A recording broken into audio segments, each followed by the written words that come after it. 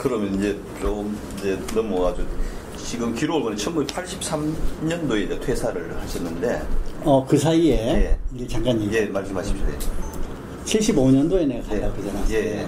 미국에 예. 주재 중역으로 뉴욕에 이사하면서 76년도니까 네. 76년도에 나를 회장님께서 아데네로 가라는 거예요. 히랍. 예. 그때 막 리바노스한테 배팔을 했으니까 예, 소위 선주들이 아데네 그릭 시보는 그 저기 예. 히랍의 선주들이 유명하잖아요. 예, 예. 거기 가서 배를 팔라 이런 얘기죠. 그래 지점을 설치하고 가라 그래요. 그래 갔습니다. 지점을 설치했습니다. 지점을 설치했어요. 그리고 3개월 동안 호텔에 있으면 지점을 설치했습니다. 그래 이제 장기 이제 지점장으로 있으면서 배를 팔려고 그러니까 이사하고 거기가 중요한 데니까 배 팔라 손주들이 많아. 그래 이제 이미 오랫동안 나는 혼자 와 있었으니까 이제 가족 뉴욕에 있는 가족이 와야 되겠더라고요. 그 집을 얻었어요. 호텔에서 나와서 집을 얻었는데 딱 하룻밤 잤는데 그 다음에 명령이 왔어요. 대란 지점으로 가라. 아까 내가 얘기 잠깐 했죠. 세상에 그런 법이 있습니까? 응? 이게 사람이 돌멩이도 아니고 말이지. 오른쪽 호주머니에 있었던 동전 왼쪽 호주머니에 옮기는 것도 아니고 말이지. 너무 기가 찬 거예요.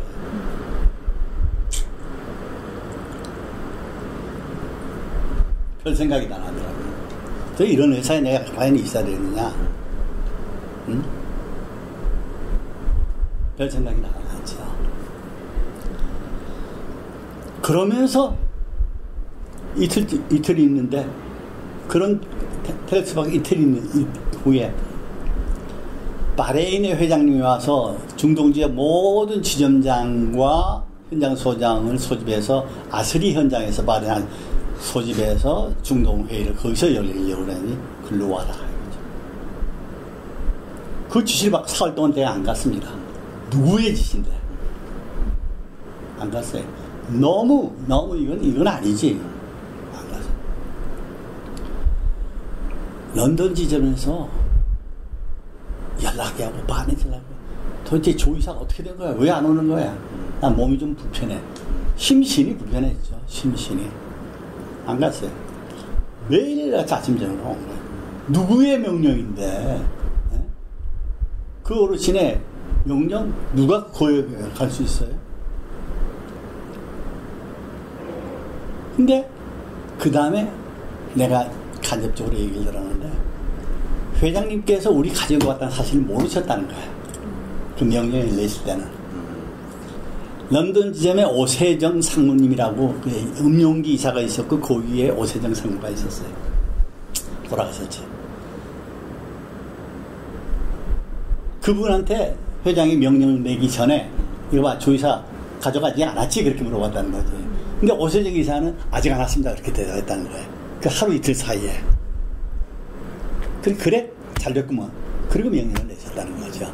그러니까 정 회장님은 우리 가족이 미국에서 여기 갔다는 사실을 모르고 아직 안 갔구나 하고 좀 명령을 내신 거예요.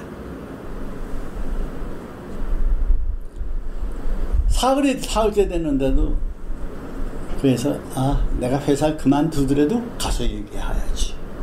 그런 생각이 나서 바레인을 갔어요.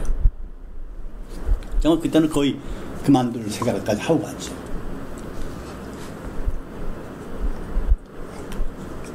바레인에 도착해서 힐튼 호텔에 딱 갔는데 아니 웬일이냐.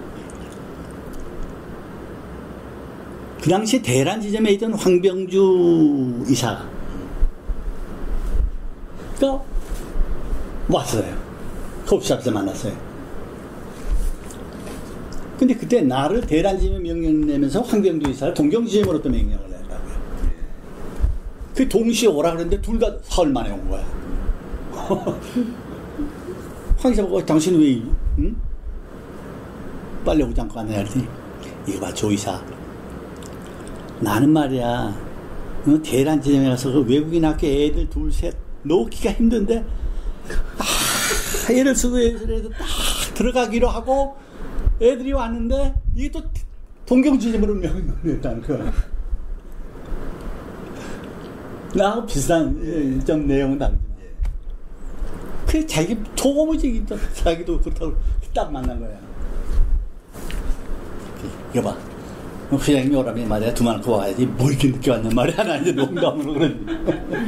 그 양반 날 보고 당신은 옛날에 그 전에 저기 갔을 때 이거 봐, 오데니 보이 왜 영어로 부르는데 우리말 불렀냐 말이야. 다 나 놀러 먹던 그런 같이 아주 훌륭한 아주 능력 있는 분이었어요. 기술자인데. 그래 회장님께서 내일 아침에 일찍 들어오라고. 저녁에 우리는 이제 단단히 이제 뭐 아주 야단맞을 걸 각오를 하고 기다리고 있는데 회장님께 내일 아침에 들어오라고. 방으로 오라고. 그렇게 연락이 왔어요. 그리고 우리는 각자 들어가서 이제 방에 잤죠. 아, 내일 아침에 그만 들어가자마자 들을 얘기를 생각하면 그냥 소름이 끼치는 거지. 이야, 뭐라고 야단을 만나. 이 책과 말이야. 그러면서 그날 밤을 지낸 거예요. 그래 아침에 딱 문을 열고 들어갔더니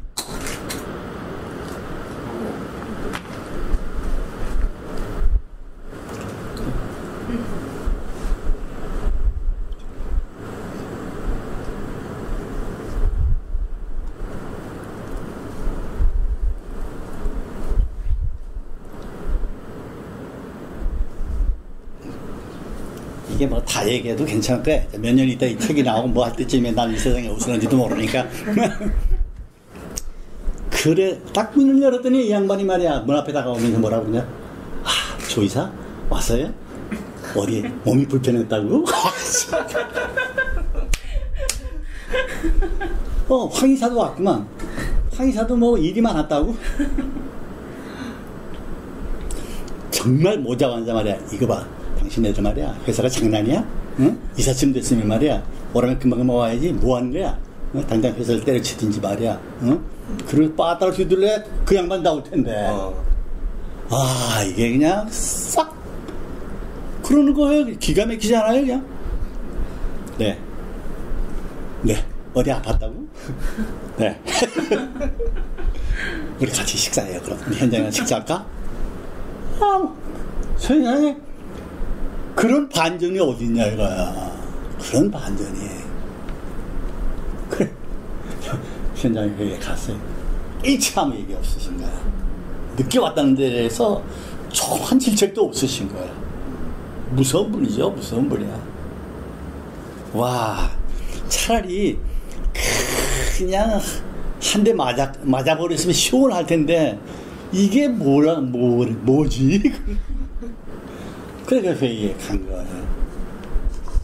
대란 명령 해놓고 저 사람이 내놓고 그래 회의 끝나고 다시 나는 대란으로 부임을 한 거죠 이제. 그리고 나는 우리 집사람이랑 애는 다시 뉴욕으로 가라. 이게 세상에 이렇게 1년 새 몇 군데를 왔다 갔다 했는데 다시 뉴욕으로 가라. 뉴욕으로 보냈어요. 대란 진영으로 가요. 대란 갔더니 대란에서 업무 파악을 하려고 한 2, 3주 지났는데 본사로 들어오라는 거예요 또. 이게 호주머니에 있는 동전을 뒷주머니에 넣는 거냐 뭐냐 이게 말이야. 그래도 본사에 들어가려니까 본사에 갔죠. 그랬더니 거기 장우주 씨라고 현대 엔지니어의 사장님으로 계셨어요. 그때 한국 기업으로 한국건설업자로 최초로 한전이 발주한 그 평택 화력발전소를 턴키 베이시스로 현대에너지를 수주를 했어요. 대한민국 역사상 이 계약 방식이 처음이죠. 그 당시 외국에서는 턴키 프로젝트, 턴키 입찰이 있었는데 대한민국 처음이었어요. 큰 프로젝트. 그럼 턴키를 하려면 설계와 자재 장비, 발전 장비의 공급과 건설을 포괄적으로 책임을 지고 하는 게 턴키란 말입니다. 그런데 이 사업을 위해서는 구라파에 보일러 만드는 사람들, 터바인 제너레이터 만드는 사람들, 불란서, 독일, 영국, 미국 그쪽으로 다 방문을 해서 그 사람들과 사전 협조를 받도록 주선을 해야 된다. 근데 그때 갈 사람으로 이 팀을 구성해 놨더라고요. 신대우 돌아가셨지. 그 다음 기우봉 씨, 현재 중전기 사장도 했던 사람이에요. 그 다음에 그 누구야, 저기, 쌍용 자동차 나주 회장도 하고 현대에 계셨던 분인데, 한전에 원래 계셨던 분이에요. 이 사람하고 장우주 씨하고 이렇게 됐어요. 근데 이제 회장이 장우주 씨한테 그랬다는 거죠. 이거 봐. 거기 가는데 조상행위를 부채줄 테니까 같이 돌아라. 이렇게 된 거예요. 그러니까 다 기술자들 안에. 네. 그 커머셜 사이드에서 이제 영업 사이드에서 나간 사람이니까 그리고 여자도이라든지 그런 데 경험이 있다고 생각하셔서였는지 회장이 또 날 거기다 붙인 거예요. 그래가지고 이제 한 바퀴를 돈 거예요. 한 달 이상. 그래가지고 워싱턴, 미국을 포스터 휠라는 회사를 만나러 미국을 가서 워싱턴에 우리가 들렸었어요. 워싱턴에. 그때 우리 식구들 뉴욕에 있는 거예요. 난 뉴욕에 가지도 못했어요. 우리 와이프하고 우리 집사람하고 우리 아이 국민학교 1학년짜리가 뉴욕의 호텔에서, 아니 워싱턴의 호텔로 찾아온 거예요. 저녁에. 우리는 내일 또 다른 데로 옮겨야 되거든. 난 뉴욕 갈 생각은. 그때 7살 난 우리 아이가 나한테 한 말이 뭐였는 줄 알아요? 아빠는 꼭 그렇게 집을 떠나서 돌아다녀야만 되는 그런 사람이야? 이 질문 하나가. 두 번째 질문은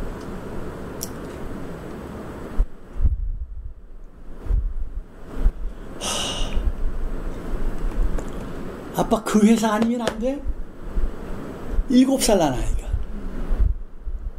얼마나 충격적이에요. 얼마나 아빠가 보고 싶고 아빠가 그리웠는데 좀 같이 살린다 그러면 하루 있다 어디로 가라 그러고 또 대란으로 와서 같이 살릴 줄 알았더니 또 한국을 가라 그러고 1년에 3번째 아니냐 이거.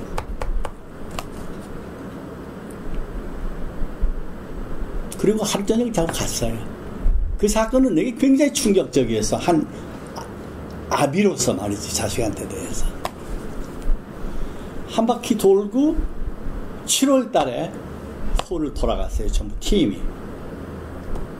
7월 30일 날 내가 서울을 떠났어요. 아, 이 이상 내가 이 회사에 머무를 곳이 아니구나. 회사 떠나고 사표 써놓고 비행기 타고 떠나버렸다고요. 회사에서 난리가 난 거죠.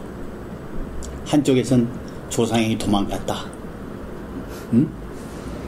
사표 쓰고 나왔어요. 도망갔다. 말도 안 하고 도망갔다. 카나다로 갔다 그러더라. 미국에 갔다 그러더라. 별일이 난 것 같아요. 그러고서 나를 찾아 여기저기서 나를 찾는다고. 뭐 카나다로 수소문 하고 미국으로 수소문 하고 그랬대.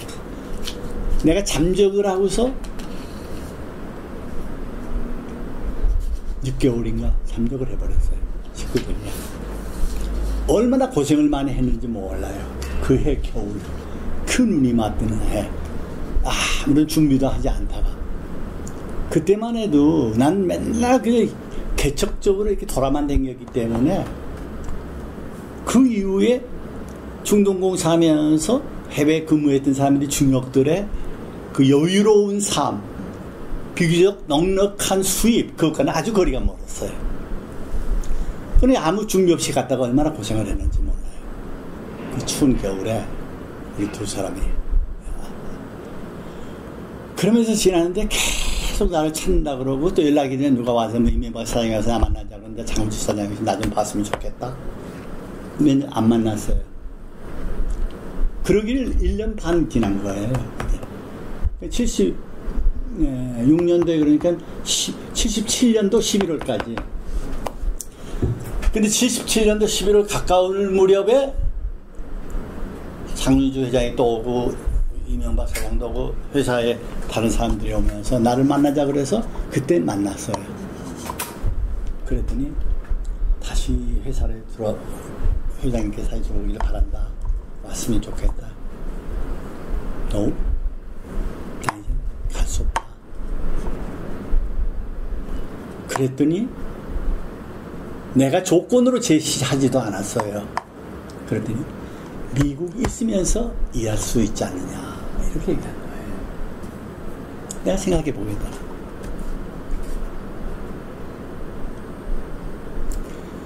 그걸 내가 제시한 조건도 아니었어요. 미국에 있게 한다면, 미국에서 근무한다면 임기를 내가 미국에서 일하겠노라고 내가 조건 제시한 거 없어요. 회사가 먼저 얘기했다.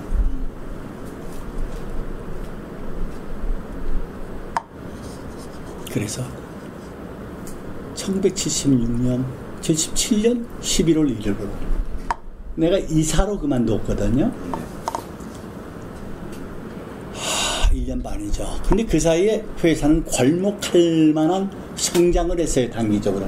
중동공사, 뭐 주바이 공사, 뭐 아스리 공사, 그 다음에 스냅 공사 등등 하면서. 그러니까 나중 나와 같이 일하면서 이사했던 사람이 부사장도 하고 사장도 하고 전무도 되고 다 그랬었죠. 난도 그 기간 동안 내가 1년 반 공백 기간이 있었잖아요. 그날 상무 발령을 시키더라. 그러면서 뉴욕 지점, 그다음 뉴저지로 옮겼죠. 현대건설. 거기에 상무로 다시 근무를 시작했습니다. 77년 11월부터 상무로 근무를 했죠. 그때 김주용 이사라고 현견에 저기 있고 뭐 고생했던 그분이 이사로 있었어요. 좋으신 분이죠. 그러고서 그러니까 11월이 지나서 78년이 됐죠. 79년이 됐죠. 1년 좀 지났어요. 77년, 78년 한 1년 한 2개월 좀 되니까 2000년이 되잖아요. 2000년 때까지 있었거든요. 근데 조금 있으니까 또 슬슬 바람을 놓기 시작하는 거예요. 조상모 이제 한국에 와서 일 좀 해야 되지 않겠어? 그런 얘기를 온 사람마다 하는 거예요. 사실 내가 미국에서 있기로 한 건 내가 제시한 조건도 아니었습니다. 그때 회사가 그리 하라고 그랬어요. 그리 하겠다고 그랬다. 어찌 보면 약속이라 그럴까? 조건이라 그럴까? 그런데 슬슬 오는 사람마다 조상은 이젠 서울 와서 일 좀 해야 되지 않겠어? 서울로 오지. 그런 얘기를 해왔어요. 이제 또 다른 결단을 내려야 할 순간이 오지 않았나 이런 생각을 하는 차에 1980년 말에 그 서울의 요구에 부응하지 않은 상태에서 나를 갑자기 1981년 1월 1일부로 리비아 사업본부장으로 명령을 딱 내더라고요. 리비아 사업본부장.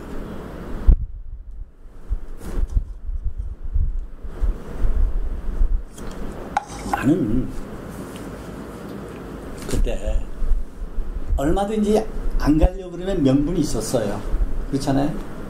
이제는 안 간다. 근데 회장님이 눈에 아브라함을 보이더라고요.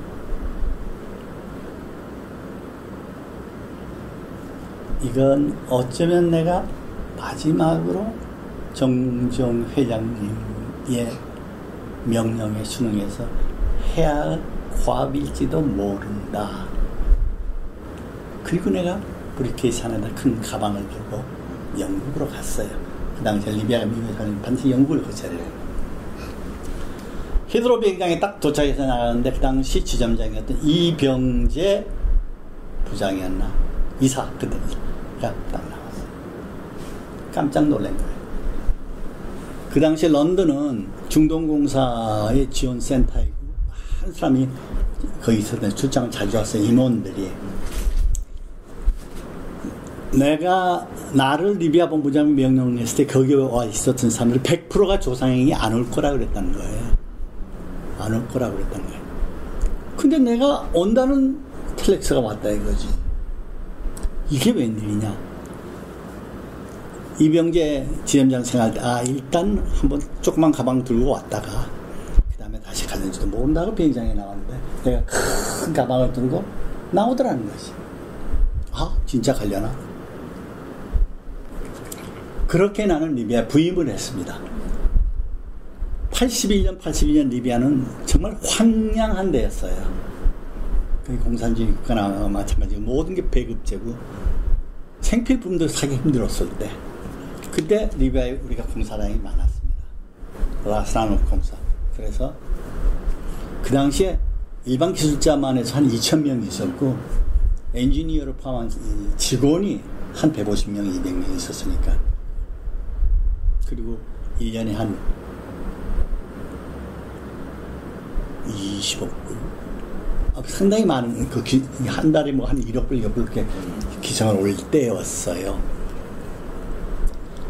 그 벵가지, 트리폴리 지점이 있고 벵가지에 있는데, 벵가지에 이제 난 주로 있었는데,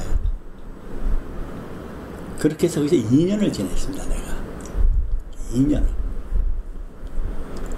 1981년, 82년을 거기서 보냈죠. 예. 그리고 미수라타 공사, 7억8억 그 당시 굉장히 큰 공사를 2년 동안 입찰하고 내고 해서 그 공사를 수주를 했었죠. 미수라타 화전이라고. 그리고 81년 말인데 83년 1월 1일부로 서울본사 해외영업본부장으로 또 명령을 내더라고요. 2년 있고 난 다음에.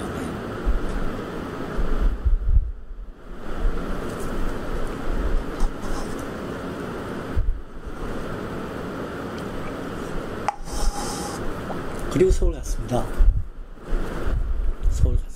83년. 해외영업본부장을 했죠. 그때 내가 계속해서 마음 먹고 있었더라면 막 좋은 기회가 왔었을 거예요. 많은 사람들이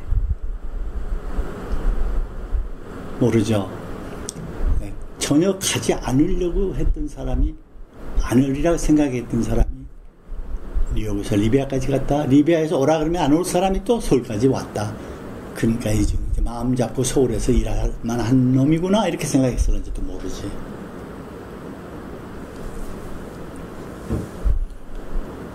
회사는 그 당시에 조금 좀 펀 매니지먼트 CEO 간에 약간 델리케이트한 얘기들이 그 당시에 일어나기 시작할 때였거든요.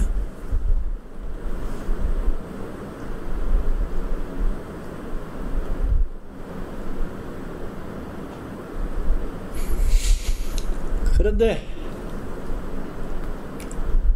아니더라고요. 내가 거기 있으면 그 전에 서울에서 했던 거 매일 저녁 외국 손님들 접대하고 또 해외 연락을 하고 있던 또 그런 일의 반복이고 가족은 또 뉴욕에 있지. 리비아 2년 동안 떨어져 있었지. 만 2년을 떨어져 있었는데 우리 아이 그 사이에 초등학교 3학년 되고 그랬지. 아니구나 하고 사표 내고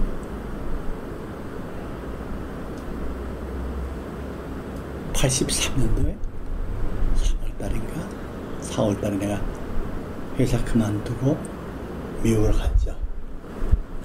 미국으로 갔어요. 근데 아까 누가 날 보고 상당히 자유롭게 살고 그런 사람 아니냐 그러는데 나는 그래요. 난 지금까지 회장님의 사랑을 많이 받은 사람이에요. 83년도에 그만두고 가는데 1년 있다가 김주용 전무한테 전화가 왔어요. 미국에 있는데 미국 가서 내가 CBD라고 하는 회사, 컨설팅 회사를 해가지고 84년부터 92년까지 한 거예요. 93년 여기 오기 전까지. 김정 의사한테 전화가 와서 회장님께서 전무님 찾으시고 그때 이제 내가 전무 발령 받았을 때거든요. 리비아 전무 발령 받았는데 전무님 찾으신다고 한번 뵙기를 원한다고 한번 보기를 원한다고 83년 그 얘기를 듣고 한 달 전에 있다가 내가 회장님 뵀죠. 그 양반이 아침 10시에 나를 만나기로 했었는데 벌써 아침 7시 반에 김종 부사장한테 아, 예. 네.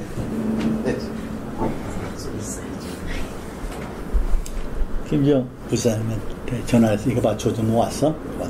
어떻게 했대? 아무래도 올 생각이 없는 것 같습니다. 그리고 난 9시 반쯤 이명박 사장을 만나는데 이명박 사장한테 내가 못 올 형편입니다. 그러니까 회장님이 벌써 이명박 사장한테 체크를 했더라고요. 10시에 딱 만났는데 이거 봐. 조정모 그 컨설팅 한다는 게 뭐 하는 거야? 날 보고 그렇게 첫 마디가 다 보고 다친 거예요. 그래서 뭐 제가 좀 일을 시작했는데 이미 다른 사람하고 계약을 하고 약속을 했기 때문에 물리칠 수가 없습니다. 회장님 제가 밖에 있더라도 회장님 신부를 열심히 하고 시키시는 일 하겠습니다. 그랬더니 회장님 말씀 이거 봐. 한 식구가 돼서 한 다리 안에서 일해야지. 이렇게 말씀하시더라고요. 그게 회장님을 마지막 뵌 거예요. 84년도에. 근데 그 사이에 이제 나는 참 그 무서운 회장님 밑에서 일을 했지만 비교적 좀 다르게 난 하고 싶은 대로 하고 살았어요. 예를 들자면 83년도에 내가 전무로 있을 때 7시경에 막 회사 나가서 친구들 만나려고 나가는데 이병규 비서실장한테 전화가 들어오고 막 나가요. 전문면 올 저녁에 회장님께서 그 사장단 몇 분 하고 뭐 이춘희 회장도 몇 분 하고 식사하는데 전무님도 오시라고 그럽니다. 저 못 갑니다. 왜? 저기 전무님 오늘 뭐 전부 분들하고 뭐 저녁 약속이 있었습니까? 어찌 보면 이병규 씨는 나한테 적절한 변명의 자료를 먼저 제공했으면서도 모르죠. 그리고 내가 이해했으면 좋은데 난 그러지 못했어요. 아니 친구들하고 약속이 있어요. 난 휙 나간다. 돌이켜 생각해보면 경매 대부분의 중역이라는 건 그런 기회가 오질 않아서 그렇지 실세의 모임에 낄 수 있는 기회만 있을 텐데 나는 그런 거 전혀 또 개의치 않았어요. 그런 경우가 몇 번 이병규 씨는 알 거야. 그럴 때마다 나는 내 시간도 중요한데 꼭 저녁 시간에 어떤 사람은 이거 봐 조상행 조전무 집에 제사가 있고 그래도 그거 다 때려주고 간다고 보통 사람은. 근데 네가 뭐라고 그런데 거절하고 안 가 이렇게 나한테 얘기하는 사람도 있었어요. 바보같이. 그럼 난 봐보고 싶다고 그랬죠. 봐보고 싶다. 여러 차례요. 어떤 데는 7층에서 나가는데 같은 층에 이명박 사장실이 있었어요. 막 엘리베이터를 타면서 한 7시쯤 6시만 나가려고 하는데 뛰어와서 비서가 하는 얘기야. 사장님께서 저녁 식사 같이 하자 그러는데 그래 나 약속 있어. 뭐 중요한 약속이니까 그런 것까지 내가 당신한테 얘기해야 돼? 약속이면 약속이지. 난 나갔다고요. 난 그렇게 살았어요. 지금까지 그렇게 살았다고요. 하나도 후회하지 않고 반성도 안 해요. 그런 문제들. 누가 보면 바보라고 그러는지도 모르죠. 조직생활 속에서. 그때는 난 바보이고 싶어요. 그래서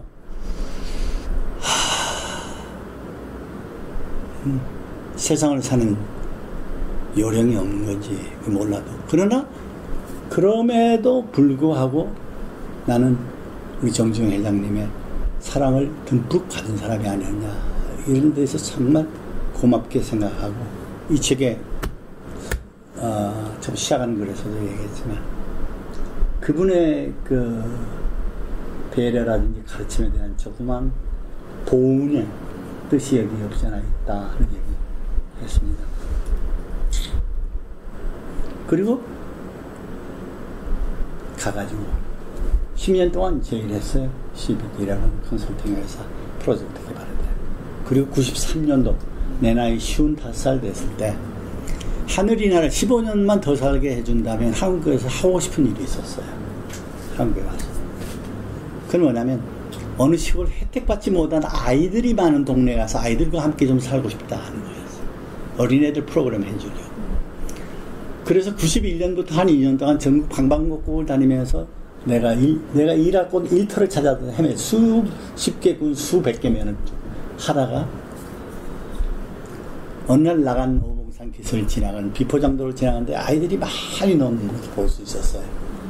그래서 왜 아이들이 이렇게 많지? 시골에 그때 인원현상 젊은들이 없으니까 아이들이 없으니까 그런 걸 보고 면사면서 통계자료 보고 그러면서 또 방문하고 그래가지고 내 거처를 바로 전라남도 순천시 나가면 내원리 오봉산 밑으로 정하고 93년도에 정확하게 내 나이 55세가 되는 10월 6일에서 내가 그걸 갔어요. 그리고 지금 20년 가까이 사는 거예요. 처음에 아이들하고 지나다가 그 다음에 이제 아이들이 지금 없어져 버리는 거예요. 지금 아이들이 내가 갔을 때 10살 국민학교 다니는 애들이 뭐 시집가고 장가가고 다 그랬으니까 그렇지 않겠어요? 네. 그리고 그 사이에 이제 나는 그동안 공부했던 갈등 해결에 대한 거, 협상에 대한 거 학교에서 또 초등학교에서 혹은 대학교에서 대학원에서 혹은 시민단체에서 회사에서 워크숍도 해주고 세미나도 해주고 강의도 하고 그러고 지냈죠. 그럼 혹시 그 이후로 떠나간 뒤에 우리 창업자를 다시 만난 데는 언제입니까? 못 만났습니까? 왜냐면 안 만났죠. 내가 거기 가 있는 지금 20년 동안은 이 책이 나올 때까지 서울과의 관계 전부 단절시켰어요. 왜 단절시켰느냐?